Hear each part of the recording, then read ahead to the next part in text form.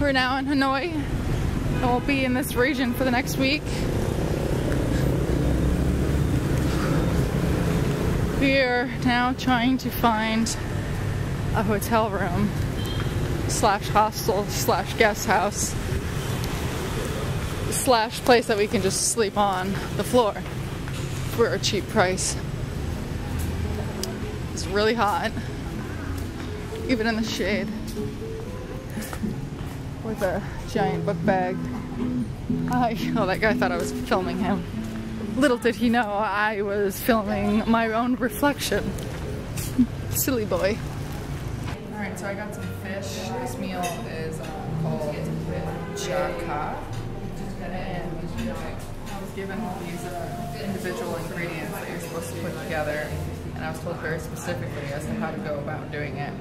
Although I'm going to add an extra pineapple because I enjoyed that. But this is really, truly outstanding. It's very herby, very fresh, delicious. Alright, that's what we got here.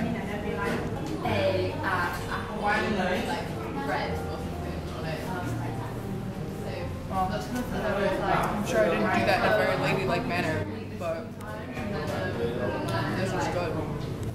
And I got chicken curry. Okay, we are about to embark on our 3-day, 2-night tour of Halong Bay.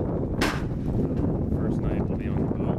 Second night we'll be on a hotel on an island called Cat. This is our first meal. I guess we have one fish that 6 of us are supposed to share. Okay, can I have a little Some pineapple, tofu, I guess, cabbage, and chicken and carrots. Alright. There you go. Some rice. We're about to make our way up into that cave, which I guess is called Dong Van Cong, which I'm sure is perfect Vietnamese. Don't you think? They really like accents and punctuation in Vietnamese. Yeah. There's very few letters without some type of accent on it. Some have multiple accents. Makes it really pretty. Guess there's a lot of stalagmites and stalactites around. I can never remember which one's which. This little island reminds me of a place that Paulette and I were at. It was, I forget the island name, but it was right off of Santorini. So this is a really nice view on the top of this boat. Fortunately, it's not protected. There's no shade because it's really hot. The wind and the breeze does feel good.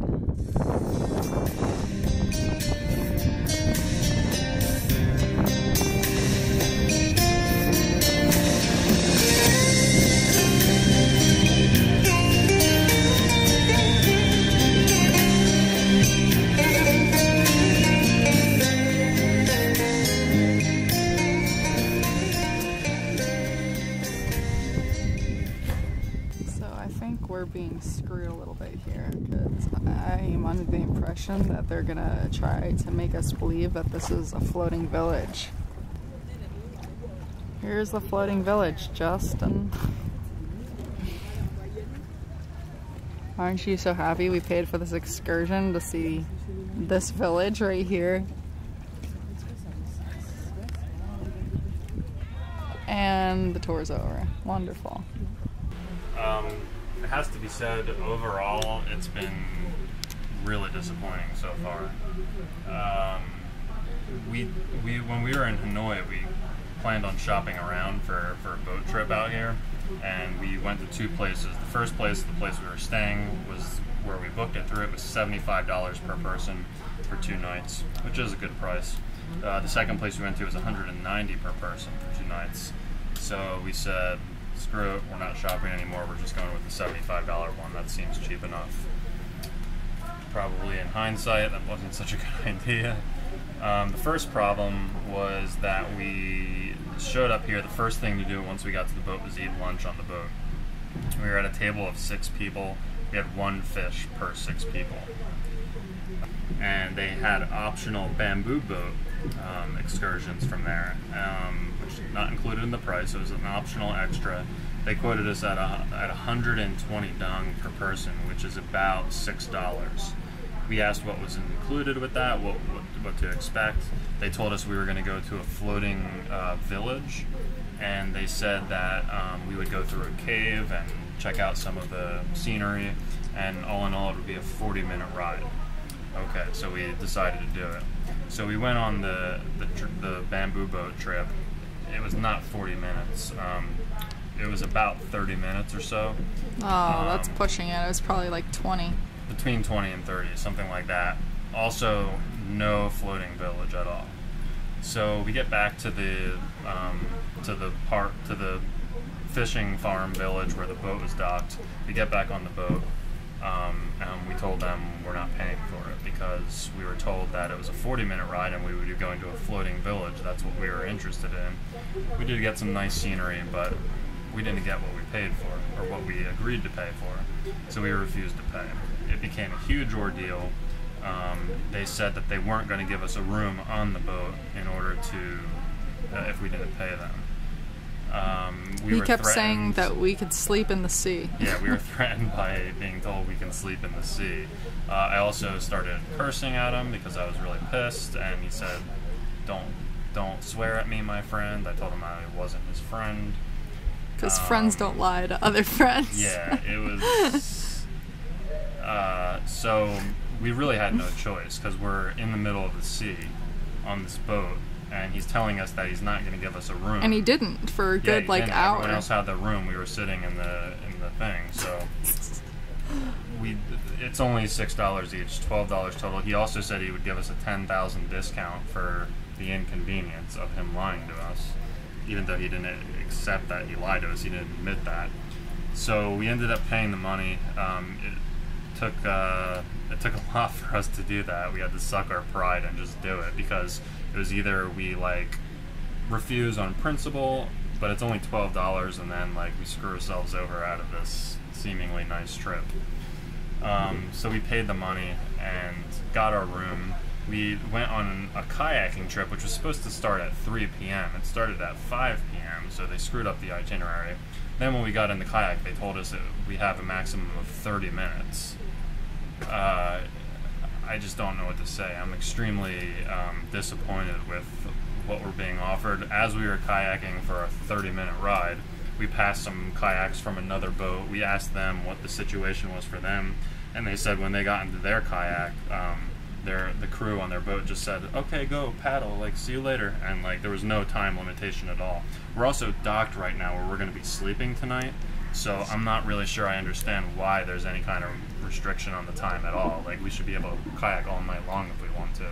I don't think I've ever experienced such a poor delivery of a tour that I've booked, especially through a hostel. They seem to be usually reliable because they thrive on running their business off of tourists who, of course, talk to each other and leave reviews online, and they kind of like to network themselves and build up a reputation, and this place is anything but that.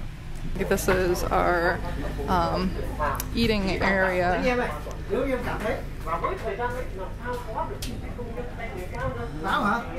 The tea bag is right there, straight in front of us.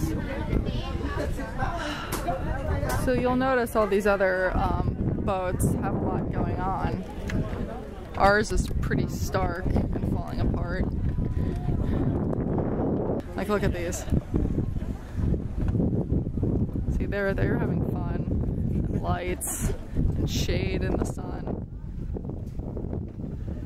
They have shade and a tarp. They have a tarp. Everyone's got a tarp. And then we've got no tarp.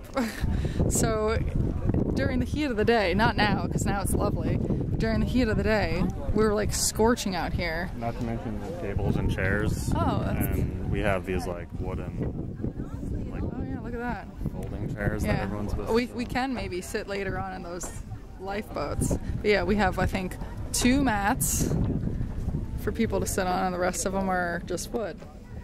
And it's rotting. We ended up sleeping on our life jackets and on some towels because the springs are just so bad. You can't really tell in this. I don't know how else to show you. But it's just, it was the worst bed we've ever had in our life. Literally, probably the worst bed ever. And also, the power went out during the night, and our fan shut off, and then we could hear rats running around everywhere, including by our window. Yeah. Not fun. And the staff is a bunch of a-holes. Like, very rude. All they do is just yell at people. And it's not just us. Like, other people are constantly complaining. This last night, the boat was like kind of joined up to another boat. We think it's the same company. We saw people in the other boat also arguing with them. It's the worst tour package we've ever been a part of, ever. Yeah. Worst thing we've ever booked. Some people wanted to sleep in instead of having breakfast, and they were like banging on their door the entire time. I mean, these people, 2 of them are like 40, 50 years old. Like, they don't want breakfast. Okay, they already paid for their package. Leave them the hell alone. But they keep badgering and badgering and badgering and lying to them, saying that we're docking and we're leaving, we have to do this and this and this. And it's just lies. They're just lying. So you want to sum up your trip, Justin, here? I was very succinct. And yours? Also. I really can't get better than just, oh, I can do this. This is my second night, so here's for the first night, that's for the second night.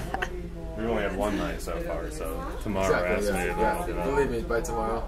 So they told us to go on that bus. Everyone put their luggage on it, and it literally, as soon as the last person sat down, they told us to change buses. So we're taking a little hike in Catbo National Park. It was a lot of steps up for about 15 minutes, and now we're going, well, now we're going back up. There's a little crab.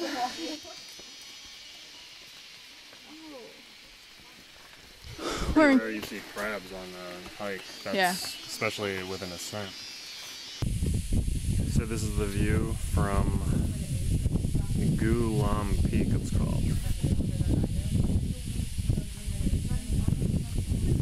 It's a pretty easy hike. Although it was pretty uphill the whole way.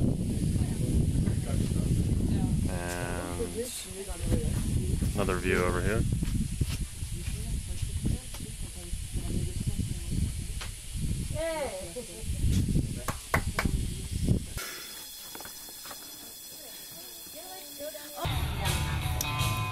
We're playing chess right now in the middle of a bar, and we're going to get some massages afterward. They also have the option of getting a haircut for $1.50, but I don't really know where they do that. Also, Kristen got a drink, and the bartender took a sip of the drink. Yeah. Out of the mixer, not the glass. So we were going to play doubles, but somehow we were ousted. This guy right here thinks that Justin's a superstar. Lovely guy. Yes, he is a lovely guy. Do you want some prison or discharge prisoners? I don't know what that word says. Okay. It's pho.